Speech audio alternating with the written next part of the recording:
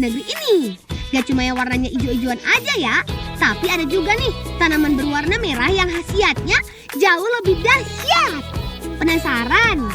Ini dia si merah bertuah kesukaan Bolang.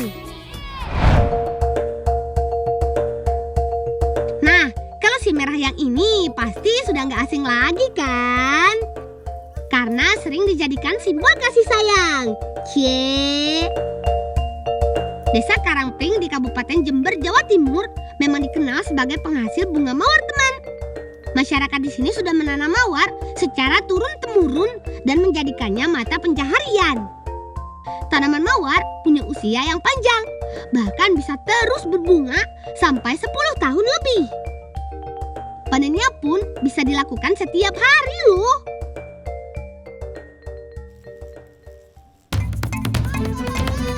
Oh iya, dalam keadaan darurat, bunga mawar bisa jadi pertolongan pertama saat disengat lebah atau tawon. Caranya gampang kok, cukup dipelintir atau diremas bunganya, kemudian oleskan pada bekas sengatan. Masyarakat di sini percaya kalau minyak atsiri mawar bisa mengurangi rasa sakit akibat sengatan.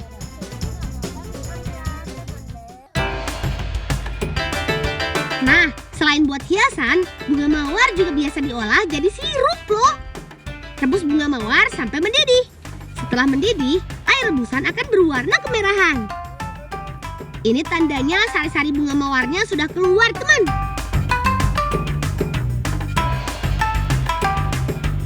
Tinggal tambahkan sedikit garam, jeruk nipis, dan gula pasir untuk pemanisnya. Aduk-aduk sampai jadi sirup deh. Tuh, gak kalah kan sama sirup mawar buatan pabrik?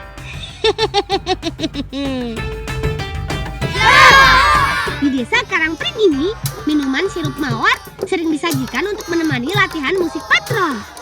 Seni musik khas Jember yang menggunakan peralatan musik serba bambu.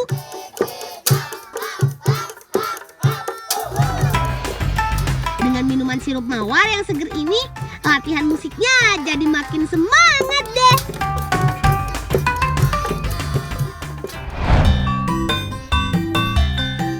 Ada yang tahu ini umbi-umbian apa? Ini namanya beet. Tapi bukan buah ya teman. Karena beet sebenarnya adalah jenis umbi-umbian sama seperti bengkuang. Cara ngambilnya sama kok seperti umbi-umbian lainnya. Saat tanahnya kering, kita tinggal menariknya seperti ini sampai umbinya terangkat dari tanah. Masyarakat di desa Samiran Boyolali, Jawa Tengah ini senang menanam beet karena cara tanamnya gampang. Setelah menginjak usia 3 bulan tanam, beet harus segera dipanen deh. Gak boleh dibiarkan lama-lama nih bolangers. Karena semakin lama ditanam, ukuran umbi beet akan semakin besar dan keras. Nantinya jadi tidak enak dimakan deh. Nah, saat hasil panennya melimpah, masyarakat di sini biasa mengolah beet jadi makanan yang enak loh. Bolangers pernah makan bubur pecel belum? Untuk membuatnya, beet harus diparut dan diperas sarinya. Warna merah air sari ini berasal dari zat warna merah alami beta-sianin yang banyak terkandung pada umbi beet. Zat ini bersifat antioksidan, teman. Bisa meningkatkan daya tahan tubuh dan melancarkan pencernaan. Membuat buburnya sama kok seperti bubur biasa. Rebus beras dengan air dan santan kelapa. Ya, Bu. Kalau sudah halus jadi bubur, tinggal tuang nih air sari beetnya. Aduk sampai warnanya jadi merah. Untuk bumbu pecelnya dibuat dari kacang tanah goreng yang sudah dihaluskan, lalu ditambah cabai dan bawang. Biasanya ada campuran sayur adesnya juga, biar makin komplit gizinya. Sajikan bubur beet ini dengan bumbu pecel lengkap dengan kerupuk gendarnya ya. Ini makanan khasnya Boyolali loh. Rasanya enak banget.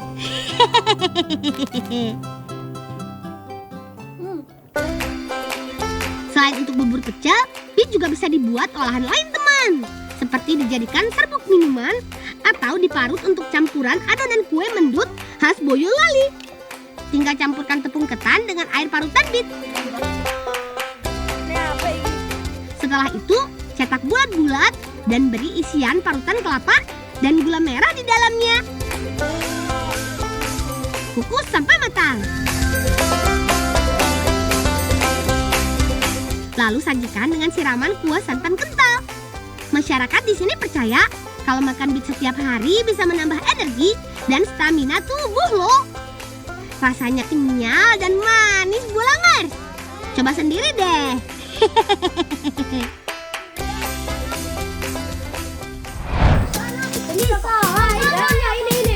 Bulangers, kalau dilihat sepintas sih sama seperti pisang biasa ya.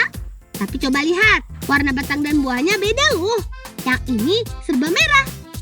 Masyarakat di Poso Sulawesi Tengah biasa menyebutnya pisang tembaga karena warna merahnya mirip logam tembaga. Warna ini terbentuk akibat banyaknya kandungan antosianin yang merupakan zat warna merah alami pada tanaman. Sama seperti pohon pisang lainnya teman, batang pisang merah ini juga banyak mengandung air. Bedanya, air batang pisang merah mengandung lebih banyak zat antosianin yang berkhasiat mengobati berbagai penyakit seperti batuk, mah, dan sakit ginjal. Buahnya pun sama khasiatnya. Masyarakat di sini biasa memeram buah pisang merah yang belum matang menggunakan kulit coklat. Iya teman, kulit buah coklat ini bisa menghasilkan enzim dan suhu panas yang pas untuk membantu pematangan buah pisang merah. Unik kan?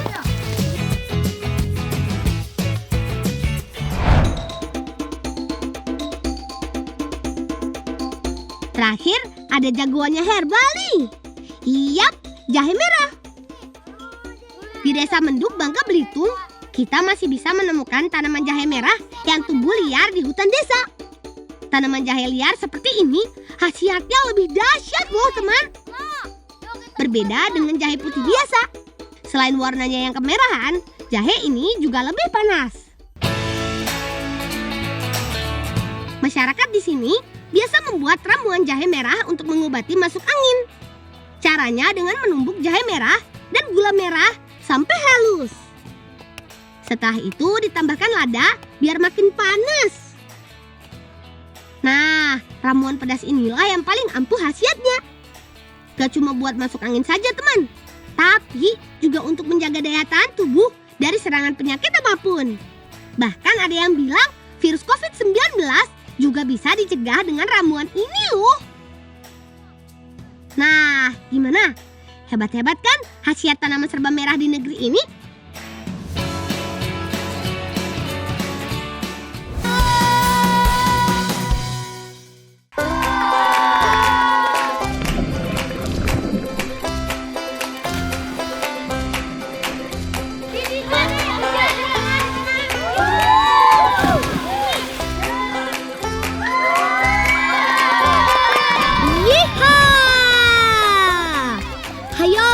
Siapa berani berayun di tali seperti ini?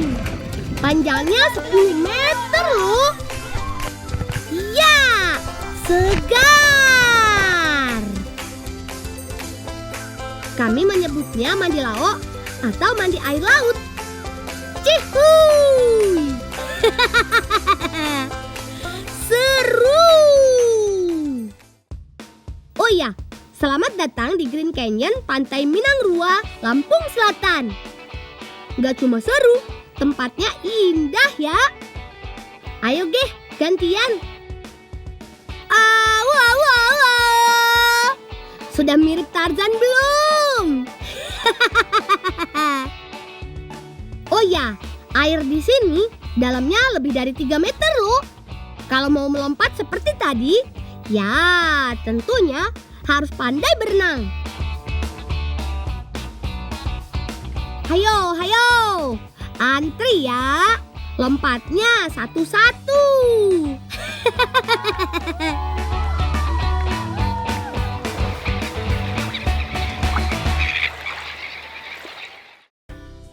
Teman, di Lampung Selatan gak cuma ada pesisir pantai yang indah loh.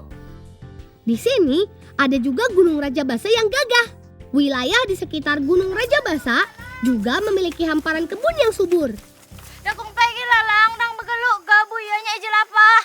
Duh, tunggu pai. Kak, kamu tunggu. Tunggu pai lang. Mak kasihan kudo ni kena aja banyak. Duh. ganyol milik pamanku ini misalnya. Ganyol salah satu tanaman pangan yang bisa menggantikan beras, jagung, atau singkong. Pak pelamun ku dila, Pak. Nah, kon lamon Dudi tulung minan mutian Dudi kayaknya. Aku tolong minan. Minan dulu Bapak aja. Ganyol bisa dipanen setelah berumur 4 sampai 8 bulan. Semakin tua ganyol, semakin besar pula umbinya. Umbi ganyol bisa dipanen kalau daunnya berwarna keunguan. Mencabutnya sama seperti singkong. Tinggal gali, lalu cabut dan bersihkan batang daunnya.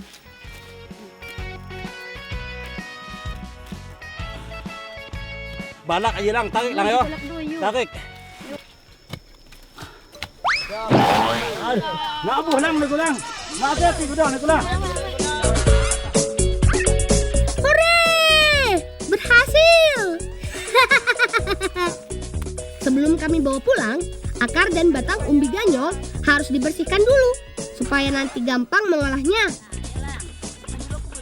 Di tempat kami, tradisi gotong royong masih ada. Kami orang Lampung Selatan menyebutnya sakai atau sesalayan. Seperti hari ini, kami bergotong royong untuk membuat aci atau pati ganyol. Caranya dengan pakut atau memarut umbi ganyol. Lang batok dia, kayak agak dipitol dia. Yo nak minan. Yo. Yo mana aku tolong lang. Yo tolong tadi dia, Kakak. Ya, tolong ta.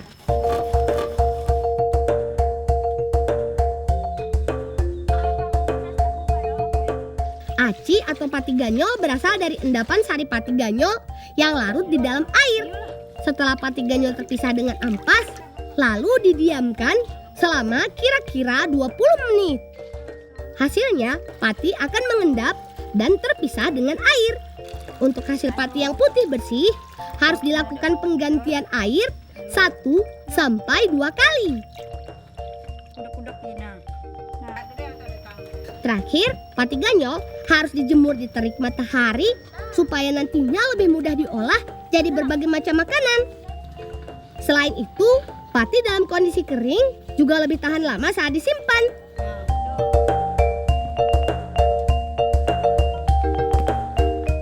Nah, aduh cuma dikuda-kuda lagi. Ajo, saya duka kayak ngaji batok deh. Batok jaya deh.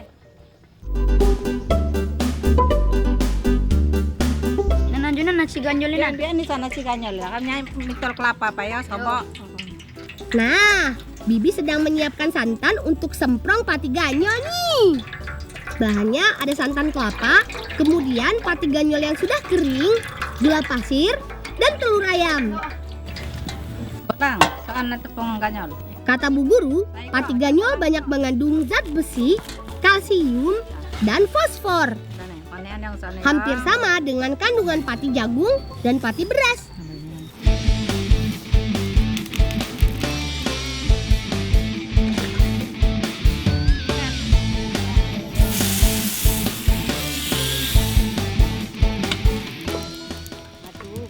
Ada cara untuk membuat kue semprong yang enak dan renyah. Takaran bahannya harus tepat. Selain itu, juga harus diperhatikan dengan baik waktu pemanggangannya. Jangan sampai lembek kurang matang karena terlalu cepat diangkat. Atau jangan juga gosong karena terlalu lama dipanggang. Kue semprong ini baru kulitnya saja loh. Kami harus membuat isiannya juga. Tenang, gak akan lama kok. Karena bahan sudah kami siapkan. Termasuk salah satu bahan utamanya, si buah lelubi. Buah lelubi akan kami campur dengan adonan berbahan santan, pati ganyol, dan gula pasir.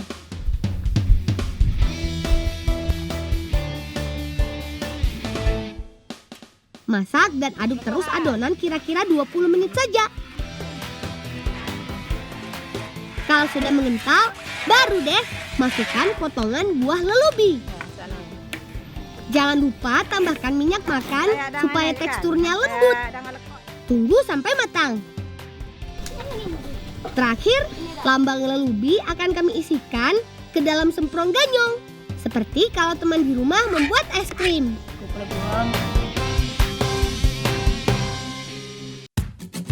Nah, ini dia teman, kue lambang lelubi ala kami Sibolang Lampung Selatan.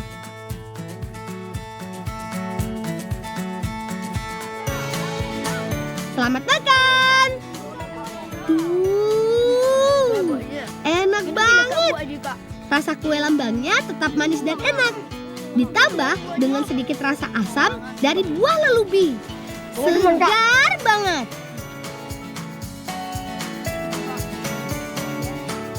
Apa ada siap? Siap mau nyeri-nyeri? Yuk. Yuk angkat 1, 2, 3. Teman, kami menyebut tradisi ini dengan istilah sesakaian mindah lamban atau gotong royong memindahkan rumah. Biasanya alasan pindahan ini untuk mendekatkan ke fasilitas umum yang ada atau pemilik rumah ingin membawa rumah ke lahan baru yang dia punya. Ayo paman, semangat! Teman, meski berat, dengan semangat gotong royong, kegiatan ini sangat menyenangkan. Lihat aja, seru dan kompak banget. Mantap! Lang, kami adu-adu, kamu kang minum, agak aku buat dudi lang yo. Oh ayo. Kau kacamu lang yo. Ayo. Berbeda dengan di kota besar, kegiatan ini tidak memerlukan banyak biaya. Bantuan tenaga dari warga yang datang diberikan dengan ikhlas dan semangat tolong-menolong. Biasanya, pemilik rumah hanya akan menyiapkan hidangan makanan ringan dan minuman teh atau kopi. Biasanya, pemilik juga memasang tebu hitam, talas hitam, tangkai padi, dan kelapa tumbuh. Benda-benda ini simbol harapan dan doa bagi pemilik rumah. Senangnya acara ini berjalan lancar. Artinya persiapan yang kami lakukan gak sia-sia.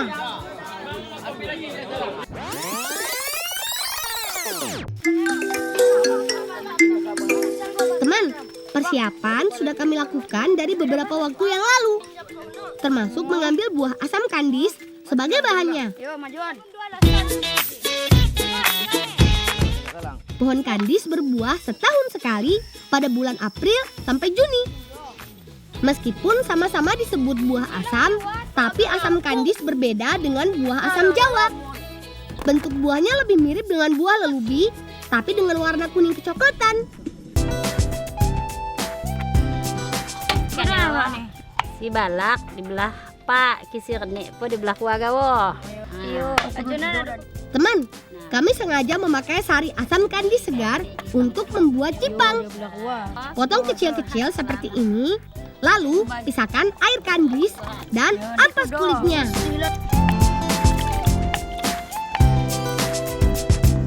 Selain asam kandis, kami membutuhkan beras ketan.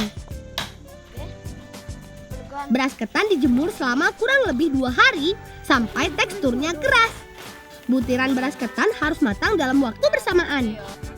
Masuk ke penggorengan bersamaan dan kemudian diangkat dalam waktu yang bersamaan juga. Jika tidak, akan ada beberapa yang tertinggal dan gosong. Balang aku kue kandi sama gula ada balang beteja. Ya, minan ngakat di payos. Ini dia teman, yang paling penting saat membuat kue jipang, yaitu memasak kandis bersama dengan gula pasir. Cairan ini untuk bumbu perasa sekaligus perekat. Setelah cairan kandis ini matang, siram ke beras ketan yang sudah digoreng. Kemudian, aduk sampai semua butiran beras ketan tercampur dengan cairan kandis seperti ini. Sambil menunggu dingin, Bibi mengajak kami memindahkan jipang setengah jadi ini ke cetakan. Tekan-tekan sedikit supaya jipang semakin padat.